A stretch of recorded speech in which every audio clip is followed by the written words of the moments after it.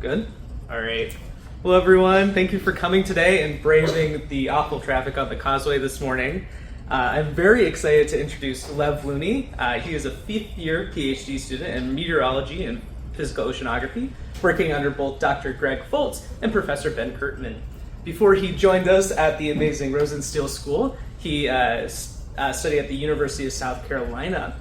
His current primary research focus is to look at how the ocean responds to hurricanes, with a specific interest in leveraging new observational technologies to do so.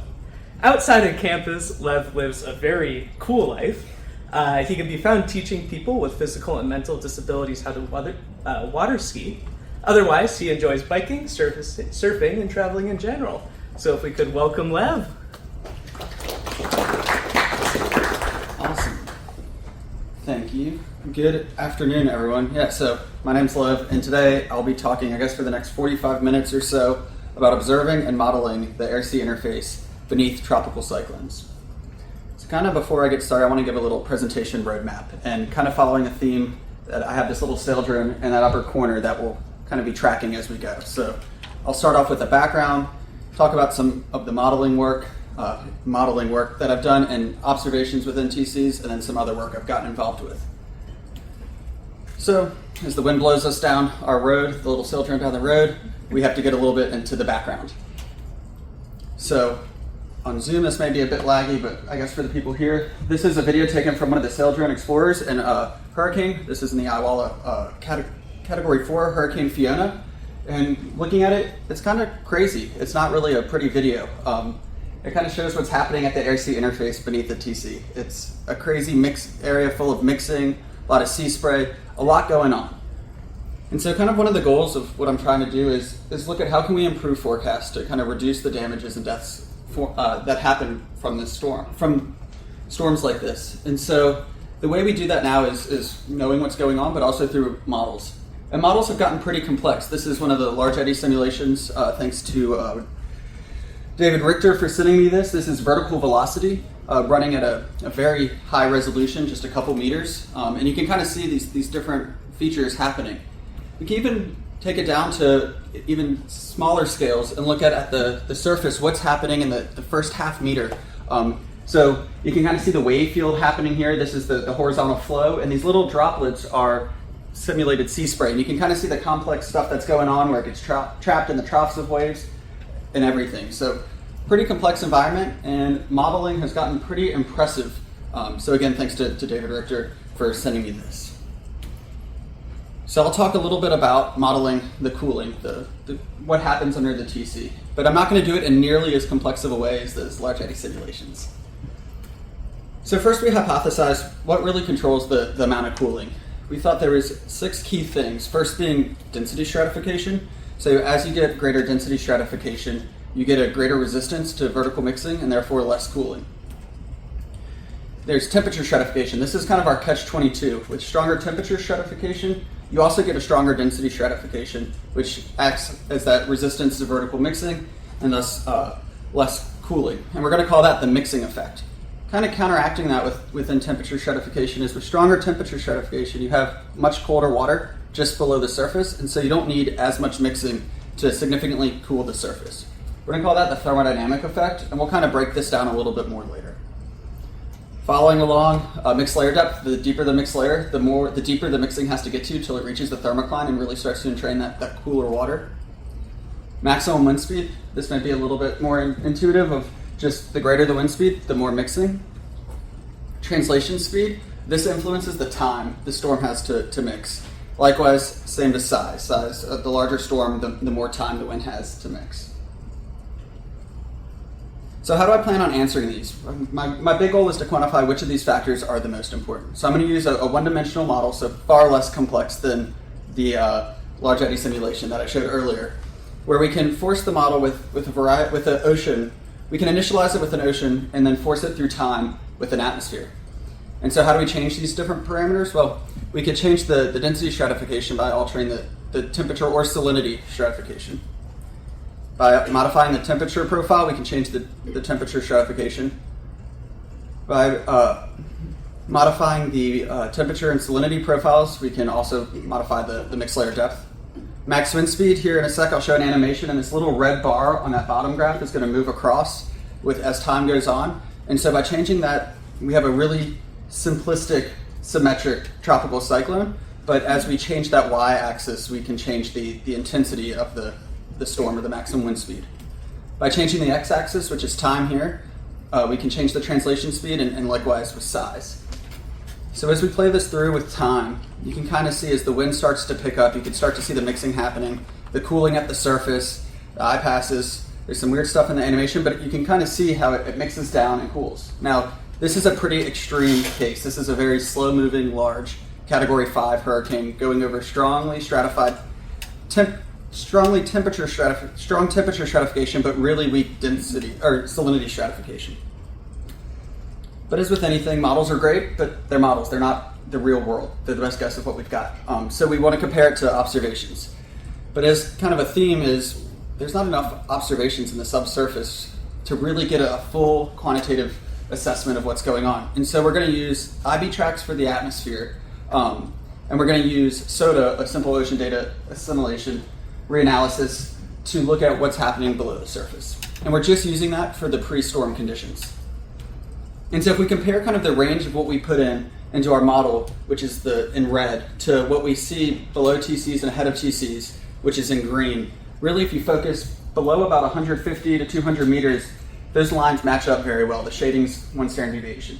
At the surface, they match up for the most part, with some differences because we're testing a wide range of things. What do I mean by that?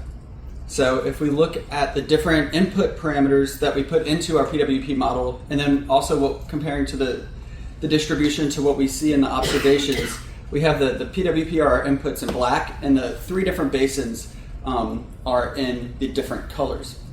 And the thing here to notice at first is, one, we're not trying to perfectly match our distributions. We're just trying to cover the range.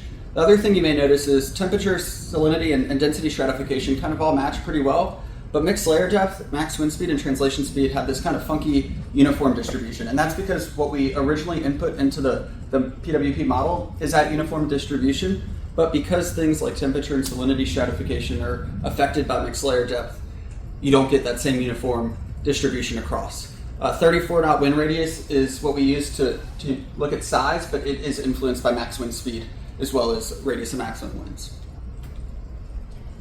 And what about cooling? So if we look at the distribution of cooling, we see that for the most part, it matches up. Most storms don't cause a huge amount of cooling relative to kind of some of the more extreme. But we also see kind of this extension of the tail off to the right, and that's because we are testing there's the same number of Cat 5 storms as there are Cat 1, which we know isn't the case in reality. And so when we want to quantify which of the factors is the most important, the first and most simplistic way would be just to do a straight correlation between each input and the determined amount of cooling. And so we do this for each of the basins separately, as well as our PWP, and we randomly select 2/3 of the data and do that 5,000 different times so we can kind of get a range of the uncertainty in our measurements, or in our values. And so the first thing to note here is, one, if we go through it, all the signs are kind of what we would have hypothesized. As you increase maximum wind speed, you increase the amount of cooling. As you decrease mixed layer depth, you increase the amount of cooling, so it's negative. If you decrease translation speed, you're increasing time, and if you decrease translation speed, you increase the time, and then you increase the amount of cooling. Size, as you increase size, you're increasing time. The other thing to note here, so first, all the signs look good. The second thing is, the patterns are pretty similar between our one-dimensional model in black and observations, which are in the colors. The big difference is our black is a little bit greater in magnitude because it's an idealized model, and also uncertainty. Even though you can't really see the shading in the black, it's there. It's just not any bit bigger than the line thickness, is because, again, it's a idealized model. But this raw regression is limited because of correlation between variables. Things we know exist, such as size and translation, or size and max wind speed, or mixed layer depth and stratifications. And so we want to remove that and really get an independent assessment of which factors are the most important. And so we use a partial regression, the exact same method of training it, doing it 5,000 separate times on just 2/3 the data. And this gives us an idea of, when you remove those correlations between variables, which factors are the most important. And so here, the first thing again is the black line is greatest of magnitude and least uncertainty, and that's because it's our idealized model. But the first thing to note is, what is the most important thing when it comes to determining the amount of cooling? And the two most are translation speed and size, which are both time. So time is kind of the duration of the winds is kind of the limiting factor, or the most important factor when talking about the amount of total cooling. But this leads to an interesting result, and that is size is very important, but maximum wind speed does not appear to be that important. It's not in the top 3 even. And so we were curious. We know that size and max wind speed are related to each other. So can we separate this out and confirm that this is possibly something physical, or is it just a statistical artifact? And so we had to take a step back and define a method of getting a very simple wind profile through a TC that has size and max wind speed completely unrelated. And so while some of these look really funky because you don't have necessarily really weak, super large storms at times, for the more common variables, it does match up to the same method we did. But here we can vary. On the left, you see how we vary different maximum wind speeds for a set radius of 34 knot winds. And on the right, we're varying the radius of 34 knot winds with a set maximum wind speed. And so we do every possible combination of these. And then we're able to run just a raw correlation, because there's no correlation between variables, and find that it is, in fact, size that has a greater influence on the amount of cooling than maximum wind speed, which leads to further confirm the results we found in our one-dimensional model. The other interesting thing that we talked about was the thermodynamic versus mixing effect, where the mixing effect is just the density component of the temperature stratification, and the thermodynamic effect is just the temperature effect of the temperature stratification, removing any sign of density. And so the first thing we see is temperature is positive, meaning that that thermodynamic effect wins. As you increase the temperature stratification, you're increasing the amount of cooling. But we wanted to kind of test this out. And so what we did was we took all other variables being the exact same. We were able to find for everything else, so max wind speed, mixed layer depth, translation speed, and size, we could take each individual density stratification and define a function of cooling as just a metric of the thermodynamic effect. And we could do the same thing, keeping everything else the same, and then define cooling as just a metric of the density stratification. And we could compare the two and do that for every possible combination of everything else. And when you kind of plot those ratios, so this would be the ratio of the thermodynamic effect divided by the mixing effect. So anything over 1 means the thermodynamic effect is more important than the mixing effect. We could do that and see how it varies against a variety of variables. And so what we see here is, one, if you look at the general slopes of everything, as the amount of total mixing goes up, so does, in general, the ratio between the thermodynamic effect and the mixing effect, meaning the thermodynamic effect is more powerful than the mixing effect, especially at higher amounts of cooling. The other thing is, none of it's really statistically significant. And that's not super shocking, because things like translation speed and maximum wind speed and storm size don't really have that much of an influence on these dynamics, with everything else being the same. Mixed layer depth does, and that's why we see the strongest slope there. So again, we kind of confirm these results.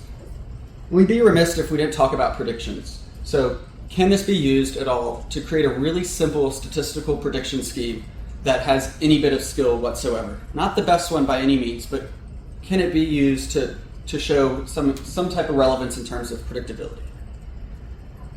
And so we do that, and then we compare the skill in predicting the amount of cooling to a few different other metrics that have been used in the past. First being vertically average temperature. So if you just take the temperature averaged down to 100 meters and subtract that from the surface temperature, so make a simple assumption, the storm's going to mix easily down to 100 meters, and stop there, is that what the amount of cooling will be? And so that's in blue. Tropical cyclone heat potential is just the integrated temperature down to the 26 isotherm.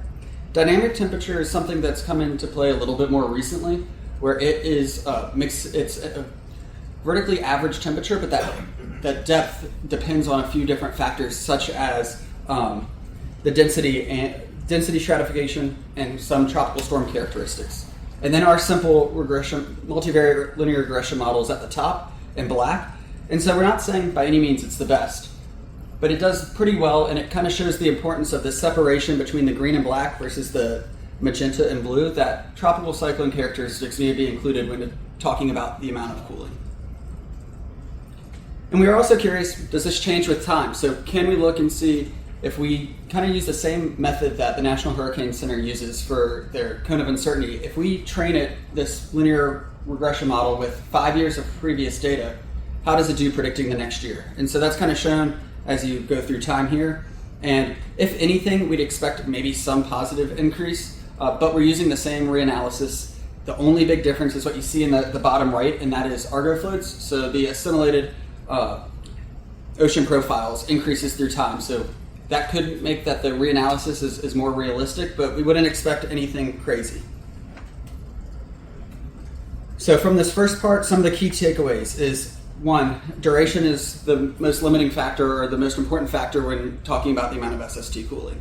Two is size of the tropical cyclone is more important than the maximum wind speed. Three, the thermodynamic effect is greater than the mixing effect, and that ratio increases as cooling increases. Four is that you must include tropical cyclone features when discussing sea surface temperature, cooling, and forecasts. But also we need more observations, especially at the air-sea interface. Okay, so that's why I said modeling with the quotations, is it's not a full modeling of TCs, it's a modeling of using a 1D model of how the ocean responds to TCs. But we learned that we really need some observations. And so that's where we're going to go next. The next stop on this road is observations. So how do we get those observations? Probably not shocking to anyone is looking at saildrones. So saildrones are uncrewed surface vehicles that have a wide variety of sensors, both at the sea surface and in the upper ocean and at the air-sea interface, measuring both in the atmosphere and the ocean.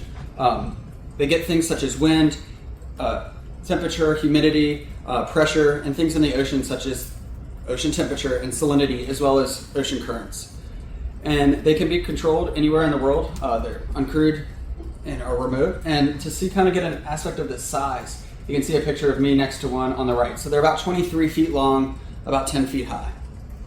And this is all part of this greater observing system to improve hurricane prediction. And I added a few other things in here, but kind of trying to get a full idea of what's happening in a hurricane from the subsurface well into the atmosphere. And so we talked about really briefly right before about last year's Compass talk, where I talked a lot about some of the challenges and lessons learned. And so, to probably no one's surprise, there's still some challenges, some roadblocks going down this road. And so the first challenge with observations is you have to get the observations. So how do we do that? That's the first roadblock. So this was the plan for 2023, where in the different red boxes we had the saildrones were planned to be positioned with the value with the 3 being 3 saildrones in that general area. The different colored lines are different glider tracks that we were planning on coordinating with. In that purple dot in St. Pete, we were testing out a new idea of rapid deployment, where instead of paying for the vehicle to be on the sea the whole time, we could make a call 7 days in advance. They deploy it, get it out there in the Gulf of Mexico if there's a storm. And then this other dot in St. Thomas, or Puerto Rico, which technically was St. Thomas, was just a spare we had. And so it's great to have a plan, but nothing ever goes according to plan. And so this is the reality of where the saildrones went throughout the 2023 season. So we ended up having all 12 of them out there at some point. They're colored by date, so the brightest ones, the yellow, is towards the end of the mission.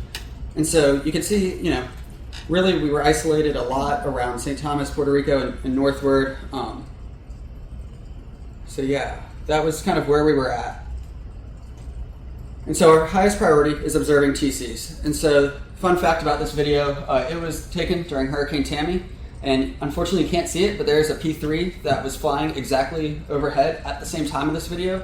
I'll talk about it a little more, but we also had dropsons, AXBTs, and an uncrewed aerial vehicle flying at the same time as this video. But you can't see any of them because hurricanes aren't nice, clear skies, unfortunately. So how do we do getting the data? So in 2023, we had 19 separate interceptions of 6 different tropical cyclones. This animation you see is infrared from Hurricane Lee, and the different triangles are different saildrones as the storm progresses. So we actually observed, getting 1 minute data, 6 days worth of tropical storm conditions, and that's using sustained winds at about 3 meters, so it's a pretty conservative estimate. We also had 18 hours and over 50 knots, and we measured winds up to 70 knots, gusting 92, waves over 11 meters, and pressure down to 963 hectopascals, and a range of SST and SSS. And so I thought it'd be kind of interesting to walk through a couple examples of some of these challenges. Starting with the first storm of the season, Hurricane Franklin. So this was the first official forecast by the National Hurricane Center on August 20th. The different stars are different saildrones we had in position. And so thinking back about how we wanted to plan for an intercept to get as much data as possible, we said 1031, 1068, there's kind of two that are right around Puerto Rico, we decided not to chase with because they were with gliders. It was a weak storm at that point, and we would have to go back upwind, which is not necessarily easy. We thought 1065 looks in perfect position. 1036 looks like it's going to be in pretty good position, and 1064 we had time to move it. And so what happened? Looking at the trend in the forecast was not necessarily our friend. You can kind of see where 1065 was. The forecast kept shifting further and further and further away. And 1065 made a valiant effort. I think it moved a couple hundred nautical miles over the course of the week, and it just never got there, unfortunately. And 1036 and 1064 were two big intercepts. On the opposite hand, here's Idalia. So this was the first official forecast for Hurricane Idalia. You can see the different stars. We had 1083 in good position, and I know I just talked about that rapid deployment if something was in the Gulf. We didn't do it because at the time it looked like it was going to be a pretty weak tropical storm. It was early in the season, and also Greg Foltz, the PI, was away from his phone for the whole weekend, and so we didn't feel comfortable necessarily making that call without him being there for the first time. We also thought this kind of reminded us of Ian in the aspect of if it turns any bit earlier, it could cross Florida, get back over the Gulf Stream. And so the forecast here was our friend. We had a direct intercept with 1083. We had a pretty good intercept with 1045 and 1057. And poor 1065 tried again, made a really great effort, but never got there. And I'd be remiss again if I didn't talk about the excellent forecast of Tropical Storm Philippe, which looking at this, okay, we're in decent position. But it was terrible, and this was not the fault of the National Hurricane Center. The models were just awful. There was a lot of weird stuff going on, and it was also just a very weak and long-lived system. But overall, we were pretty successful. We were sighted operationally over 20 times by the National Hurricane Center. We did a lot of aircraft coordination, so this is just one of the aircraft flight plans. So we ended up spending, well, I guess I'll get to this one. This is a picture from one of the radars on board the P3, and you can see that orange dot at the bottom is one of the Saildrones. So we had 21 separate flyovers from the P3s, so pretty successful with that. Here's a cool little animation. I'm going to start it over actually. You'll see the plane flying through, you can see the Saildrone, you can see the different dropsons, and as it zooms in, you'll see the Altius, which is the uncrewed aerial vehicle that gets deployed, flies around, and unfortunately they lost comms with it. But it ended up being pretty close to where we were, and it kind of showed a great proof of concept that we can coordinate between surface vehicles and aerial systems.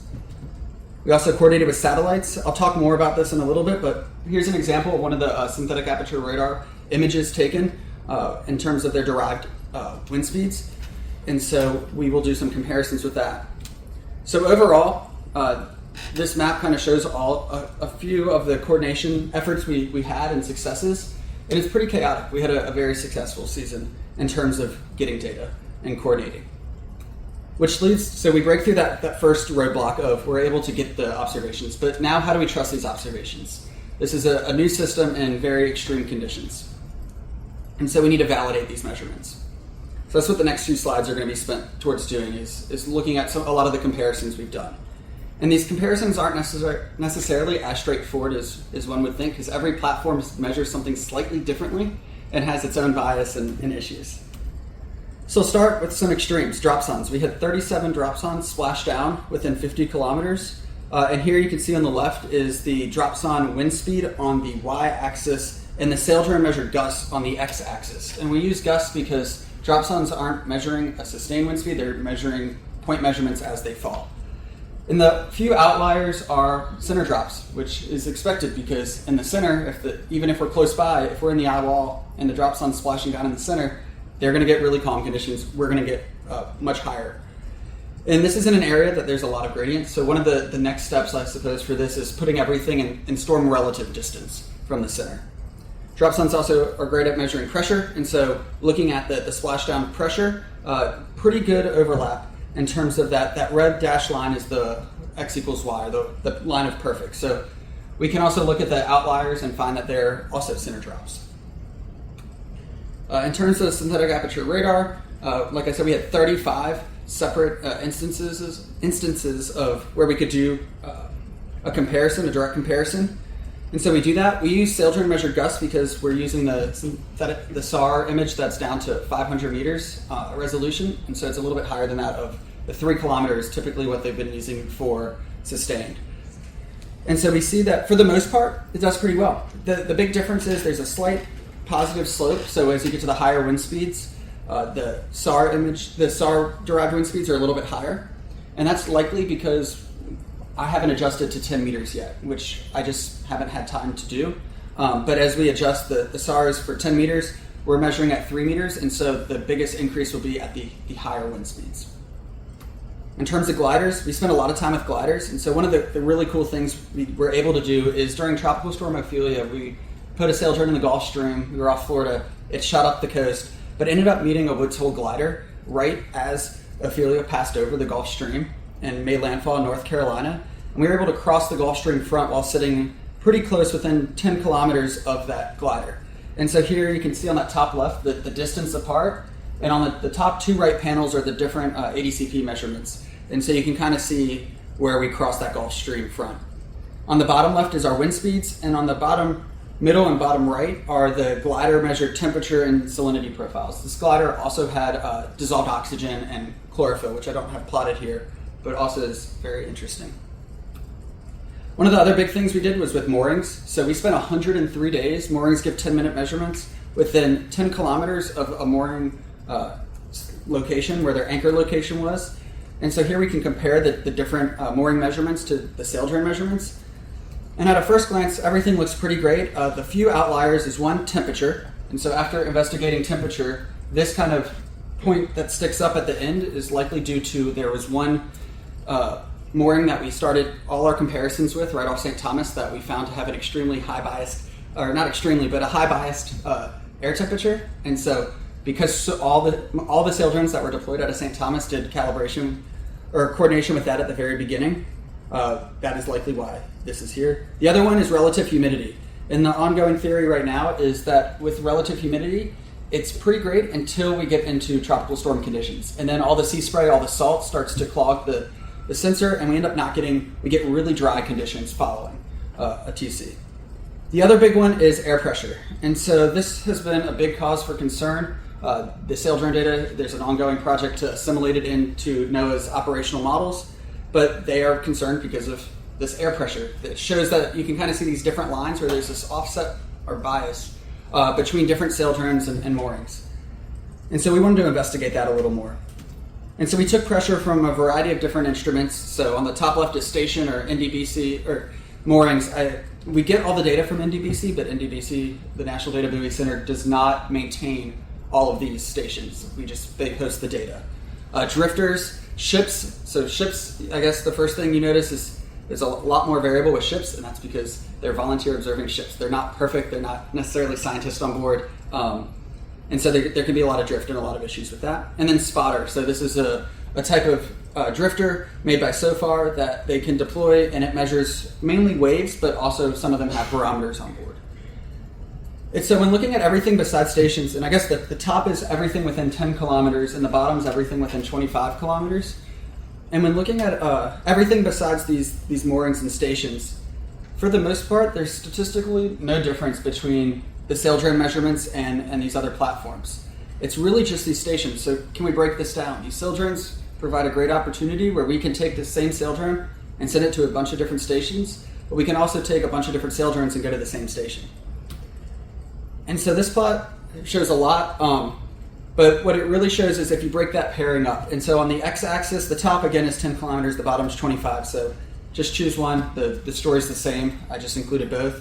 But as you go across the x-axis, that's different Saildrones. The y-axis is different stations. So if you choose, the color here shows the difference between the mean difference between the Saildrone and that station, and the size of each circle shows the standard deviation of that difference. And so as you go across each row, you're looking as different Saildrones pair with the same mooring. And as you go across up each column, it's the same Saildrone going to different moorings. And so when looking at these color differences or these biases, when you go across a row, the color stays for the most part the exact same, saying that it's not really differences in Saildrones that have these biases. But as you go up and down, the color changes a lot, telling us that it's more likely these NDVC hosted stations that have the different biases. And so that's been an ongoing effort to show that, to get the data assimilated into NOAA's operational models. We also spent 30 days within 50 kilometers of these spotter buoys, so these are great. 50 kilometers is a bit far, but we're looking at significant wave height. And these really extreme high significant wave heights were propagated out from what was at the time Hurricane Franklin. But again, everything matches very well. And we've looked at some satellites as well. So this has kind of been in its infancy, but Cygnus, the constellation, gets wind speeds. So we weren't necessarily focused just on tropical storms, but in all conditions where we had overlap. And so here when looking, we were able to find that for the most part, it does fairly well, especially with significant wave height, but there's a lot more that we need to do to dive into the Cygnus comparison. But getting all this coordination was not necessarily straightforward. It required a ton of coordination and emails. And so I kind of took this screenshot of Jason Dunyan and Jin Zhang, shout out to them, because they probably received hundreds of emails about Saildrones throughout the season because they weren't getting the data in real time.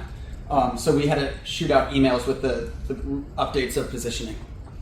But it all becomes worthwhile because then after sitting on your computer on a Saturday morning all morning, you get this email of that the P3 flew over 1040, one of the Saildrones, 3 times, plus the Altius was deployed right nearby.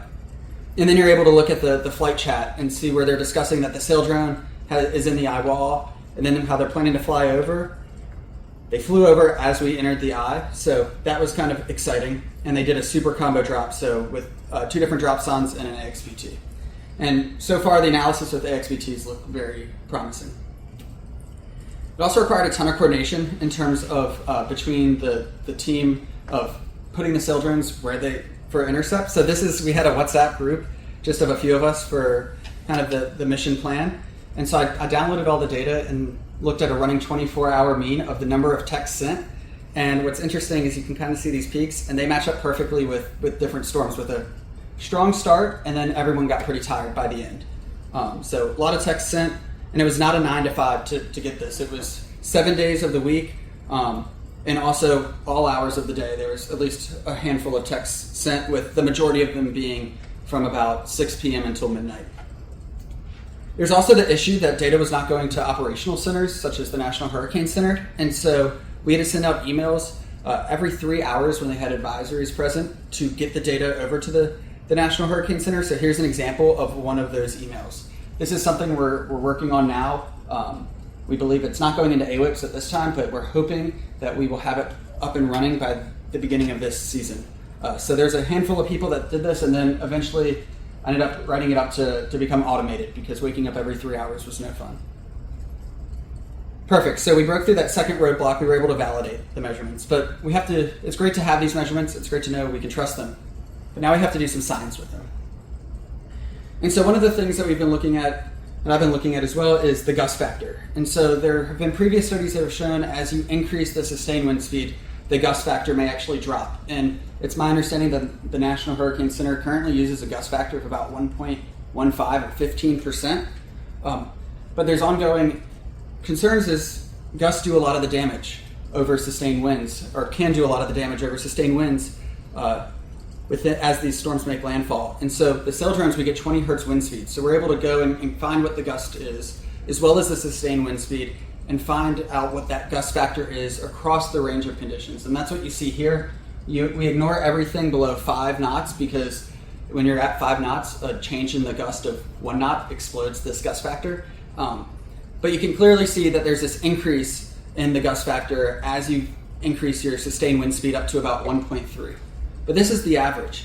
And so we've looked at over the open ocean, like you see here on the left, and we can plot, different areas. So that yellow is for tropical storms, purple is for hurricanes.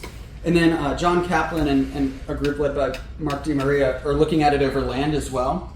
And so his plot is on the right, and we can see that there are some differences. He's finding this kind of best fit to go down, but maybe it's a little bit similar. The biggest difference that I've noticed so far is this point where maybe the gust factor starts to increase again is over land at just over 40 knots, where we're seeing it around 30 knots over the ocean.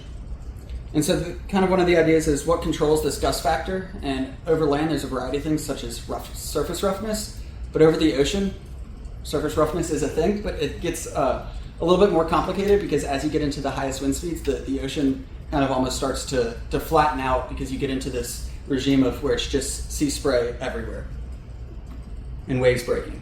And so one of the cool things John has done and things we're looking at as well is looking at not just the mean gust factor, but what is a percentile gust factor. If the hurricane or forecasters want to say, hey, you should expect a sustained wind speed of this with gusts up to a certain value. And so here you can kind of see across the x-axis is as you get into that higher percentile for a few different ranges of winds. But really once you get into this 90th percentile, so 90% of the time you're going to see a gust factor at this or less, it's 1.5. The other thing we can do is compare what is the gust factor of the maximum gust at each site, at each time. And so this shifts it pretty high up. On the left is that those all observations, this has only been done over land.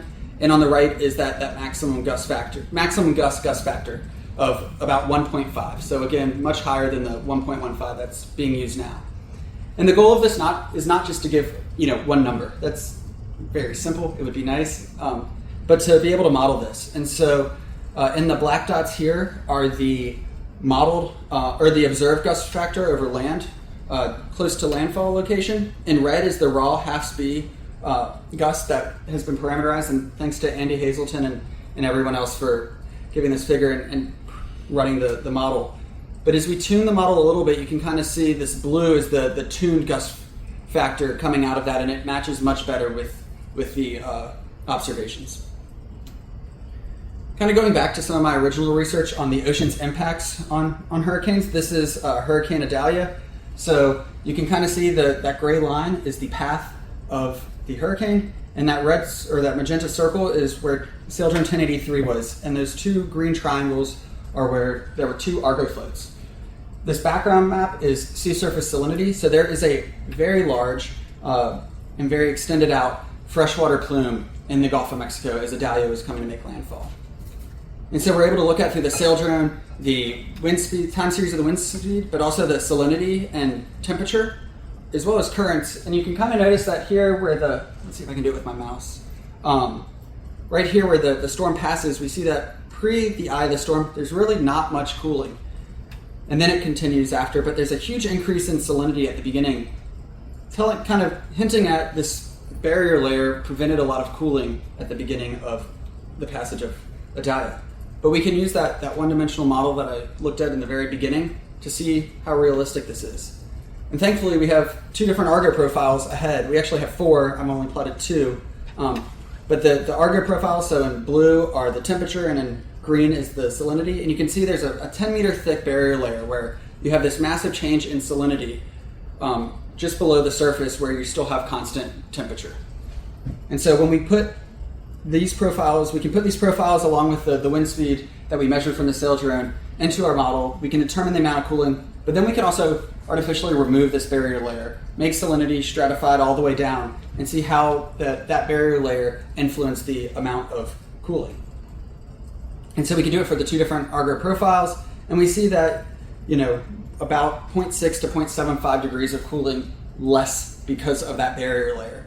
So that's what these dashed lines are, the non-barrier layer runs, and the solid lines are with the barrier layer as observed. And we can relate this back to the influence of sea surface temperature on maximum winds in a very general sense of looking kind of at different theories of MPI and everything, where here on the right you see from a variety of studies, but this figure is taken from Zuadel in 2016, how the different sea surface temperature changes the maximum possible wind speeds. And so I've kind of shaded where on the right, that green, that first profile, how it changes, and in red is the difference between the unaltered and the barrier layer removed profile. And we see that the maximum amount of winds that this barrier layer kept from being able to be reduced is about 10 knots. So this barrier layer accounted for much less cooling, which allowed the storm to stay stronger. But there's a caveat that this is the maximum possible wind speeds. Other things are a factor. So really, some other ways of looking at it, we've shown that this barrier layer prevented the storm from weakening by about 5 knots. Interestingly enough, with the Dahlia as well, here now you can look in the blue is the Saildrone pre-storm, green is in-storm, and then magenta is the Saildrone post-storm. We have a bunch of different Argo floats, but we also have right here in the squares are these BGC Argo floats that were put into a rapid cycling mode. So we're able to take the Saildrone data. Here on the top, you can see in blue our maximum wind speed, and orange is the minimum pressure. Here in the two middle are the current profiles, and using kind of a metric of looking at the horizontal current vertical shear, we can get a metric for the mixed layer. We can see that the mixed layer is pretty shallow beforehand, and then it gets down to just over 50 meters as the Dahlia passes. We can also look at chlorophyll and oxygen concentrations at the surface from the Saildrone, and we kind of see the spike later on. And there was one thought that maybe this was because we moved off the shelf, but plotting where the depth was, where the Saildrone, below the Saildrone, we see that this spike is not associated with us moving off the shelf. We were still on the shelf. And we can compare this to satellites. So here, when we're looking at different satellites, on the top is chlorophyll, and blue is the Saildrone measurements, and in black is the satellite. And so one thing you notice is the satellites miss this amount of increase in the chlorophyll spike.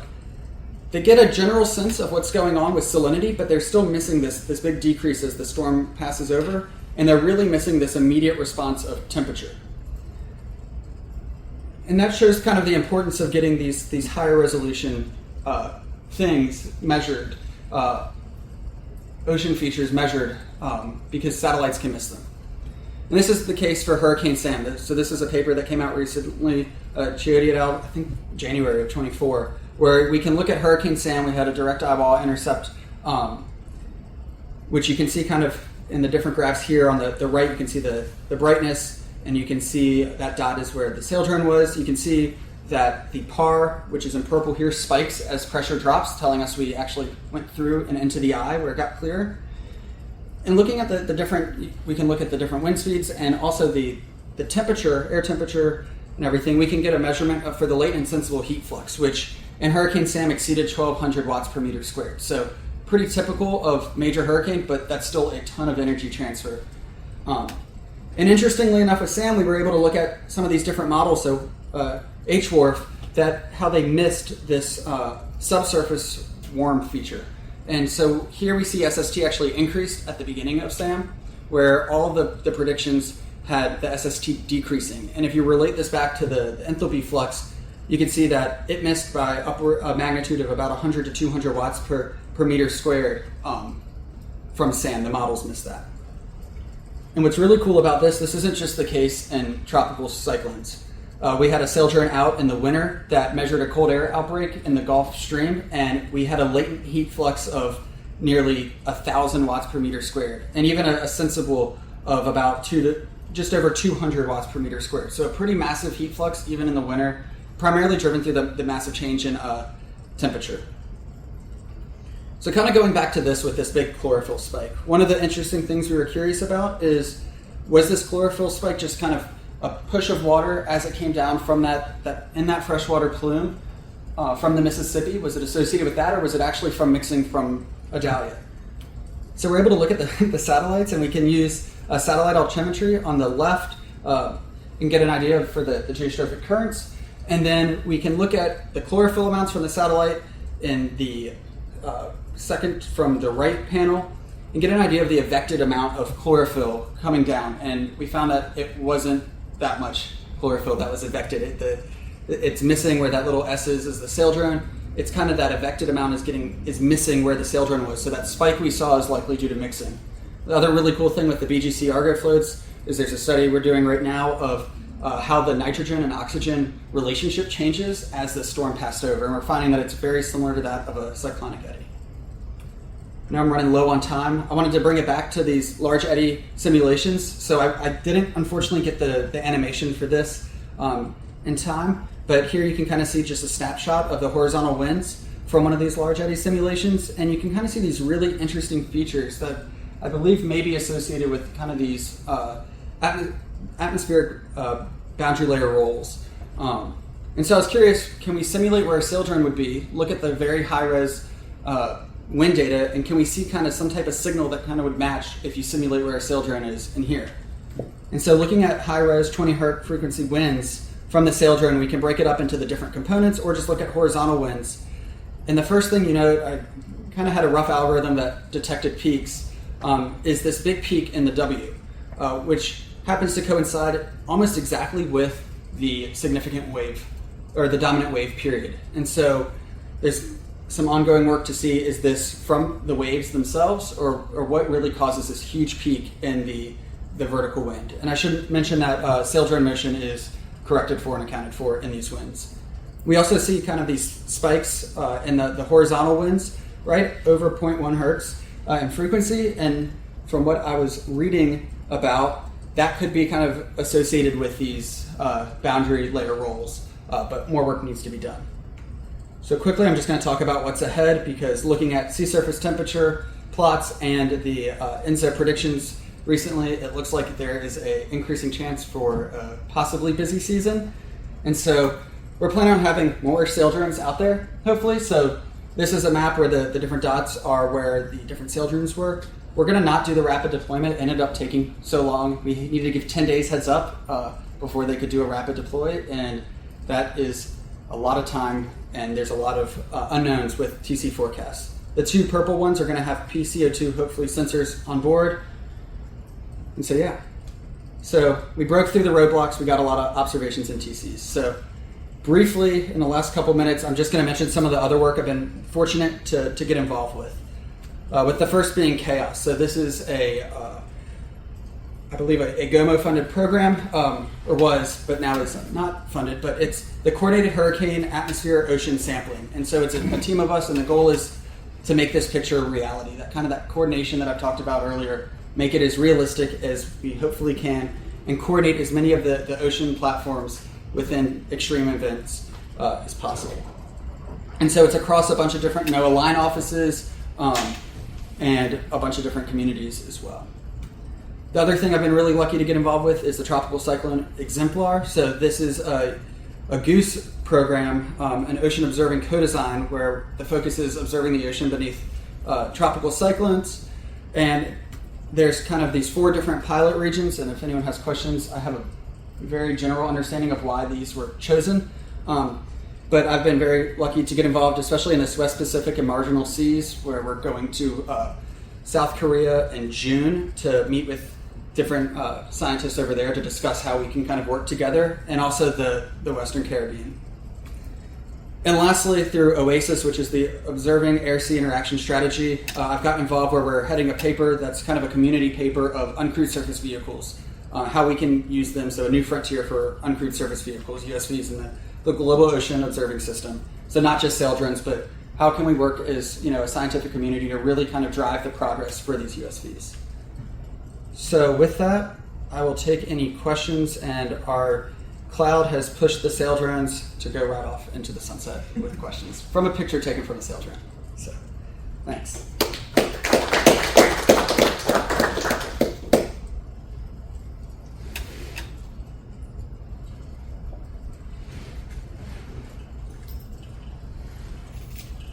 Thanks, Lev. 2 quick questions. Is it simply an artifact, the wind speed versus size idea, that the stronger TCs are over areas of higher ocean heat content, so there's less cooling compared to like a TC that's going through extratropical transition and getting bigger, the wind field, causing more cooling? And then the question about the gust factors and being able to model that. Obviously, like the wind field of the TC through like the H4 to the halves, it like decreases in terms of the scale once it makes landfall. Do you think that's simply, if you want to be able to calculate the gust factor ratio better, is it mostly like a land use surface friction idea, or is there another idea that you're working on to improve that? Yeah, so I guess the modeling aspect, I'll answer the second one first because it's more fresh in my mind. Let me know if I understood it correctly. The modeling aspect of the gusts, I'm not as directly involved with at this point. I've been mainly focusing on the over ocean, where the team had kind of been focusing on over land, and then I was like, hey, we've got these cool gusts over the ocean. And I kind of put together a presentation. It's like, hey, here's what we're seeing over the ocean. It's a little bit different than over land. But then as we began to look at it a little bit closer, it looks a lot more similar. So I guess the idea is that over ocean gust factors will be more relevant, especially right along landfall when you have onshore wind. But over land, it gets pretty complicated in terms of the roughness length. And so kind of getting an idea of what kind of range can we expect for the gusts to be. Because if you have a pretty strong a much stronger gust, it can enact a lot more damage than the sustained. Yeah. And then will you repeat the first question? Yeah, like it was especially evident with the West Pacific, the artifact that the more mature TCs with a higher Vmax would cause less cooling, but it's an artifact of just the oceanic heat content where those TCs originate, the mature ones, versus like the storm size being more important. Maybe those are over areas with less ocean heat content as they're transitioning to ETs.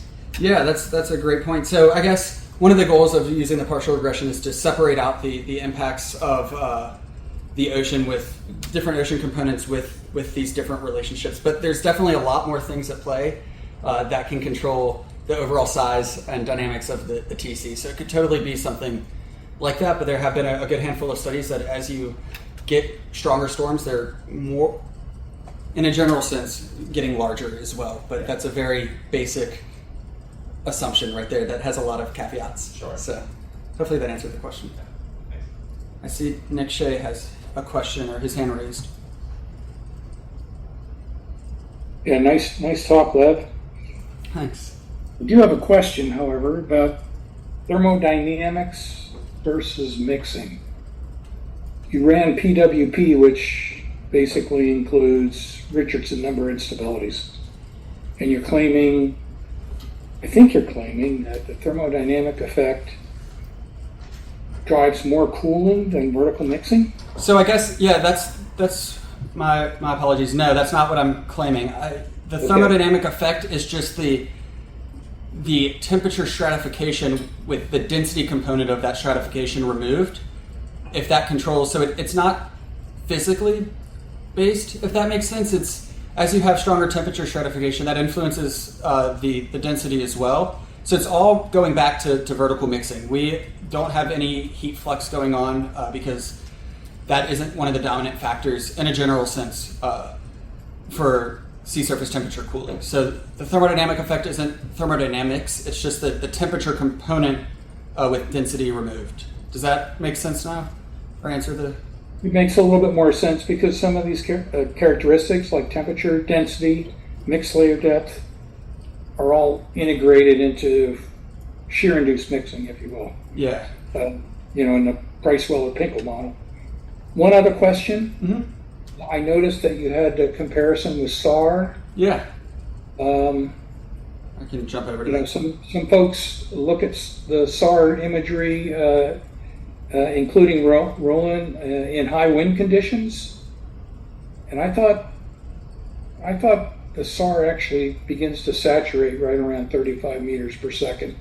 Is that true, Roland? Or? Yeah. From what satellite is this? This is I can't remember which exactly. Sentinel-1? I can't remember which one off the top of my head, if it's Sentinel-1 or the other. I can't remember all the names right now. Yeah, so I don't know if this is just a standard product from Sentinel-1. There could be the saturation problem that the very high wind speeds are. Yeah, I guess we don't really get up into this is one of the most extreme examples right here. So even though I guess you begin to saturate at 35 meters a second, we're typically, I'm trying to find the figure. Yeah, we're not really doing any direct comparisons where the Saildrone measured wind speeds are really over 60 knots. And so this is something we've talked with the couple people, so Tyler Ruff, Christopher Jackson, Sean, they're at Nestis Star. They kind of run the algorithms that do the SAR. So we've met with them a couple of times to discuss how to do these comparisons, because there's a lot of intricacies. such as they do a spatial average to simulate a time average. Does that answer the question? I guess, or alleviate maybe some of the concern, although it's definitely still something we're looking into. So they use their own algorithms. It's not a standard product from the Europeans. No, it's not from the Europeans. This for is Sentinel-1. I think you can get all these products. This is some standard products. Yeah, it's been a while since I looked at it, but there are ways to. It's a cross spectrum. I can't remember. I can send you the paper on it about how they do this, but it's done through Nestis. Yeah.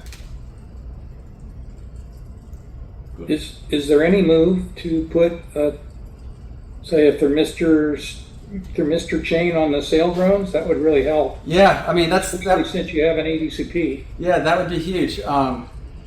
So, I guess no, not actively. It's something we want. One of the problems with putting on the chain like that is drag. The Saildrones, we already have a hard enough time with the extreme wing not being able to go that fast. The biggest update, I suppose, is Saildrone, the company, is developing for their larger Saildrones.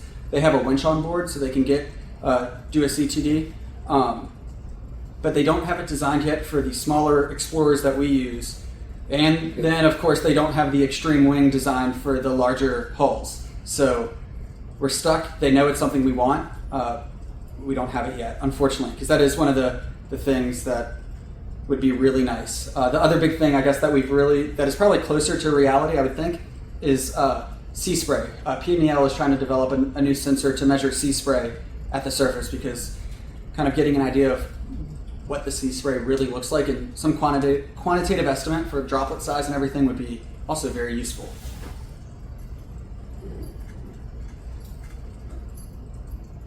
There's another question in Zoom. Okay, I can try to find it. Let's see. From HS Kim or H Oh, Skim. cool. Let me see if I can pull it up. I don't see it. No, but she has a hand up and she not turned her Okay, camera now I on. see it now. Okay, so once again, so there are two comments, and the one for, have you looked at the WSRA? I believe P3 would measure Yeah, so WSRA. no, that along with Kaya has been very difficult to get during, I guess a lot of it was done during the season. And so I haven't had time yet. That is something that is on my to-do list, is to get that data. So I haven't looked at that, but we also spent a lot of time talking about getting significant wave height. We spent a good amount of time lined up with the JSON altimeter, and so kind of using that maybe as well to do some other comparisons, but it's not going to be nearly as well as WSRA. Correct. Forget about using JSON altimeter observations yet. Good to know, because we decided not to keep the Saildrone along that track this year. We moved it somewhere. We're going to move it somewhere else. So good to know that it's not worthwhile. And the second comment? It's in terms of significant wave height, it's hard to extract them. And the second comment is that the air pressure comparison.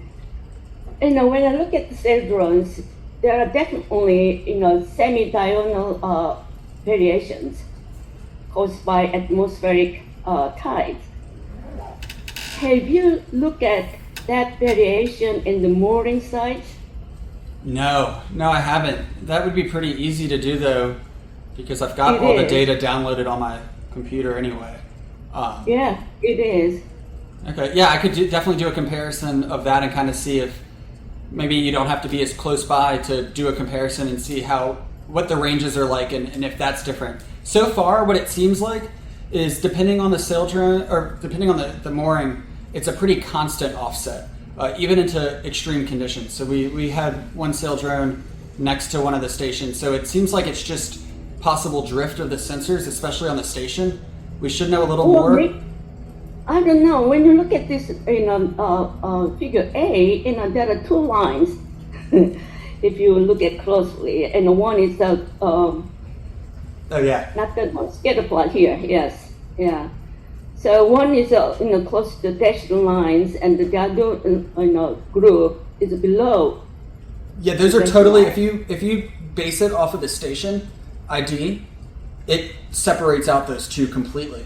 Yeah. And that so it's not independent of the Saildrone. It's dependent on what the station is. So even though if you just look at certain stations here, that bias is pretty constant.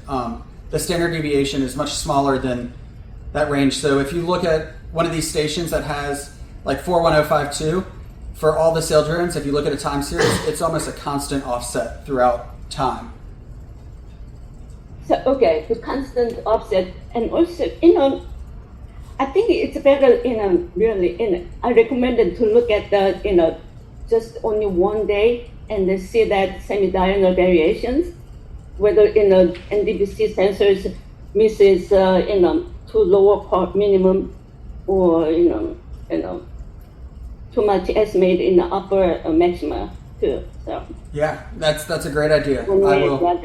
I will definitely look into that and see. Maybe I'll have an update for next week. All right, great.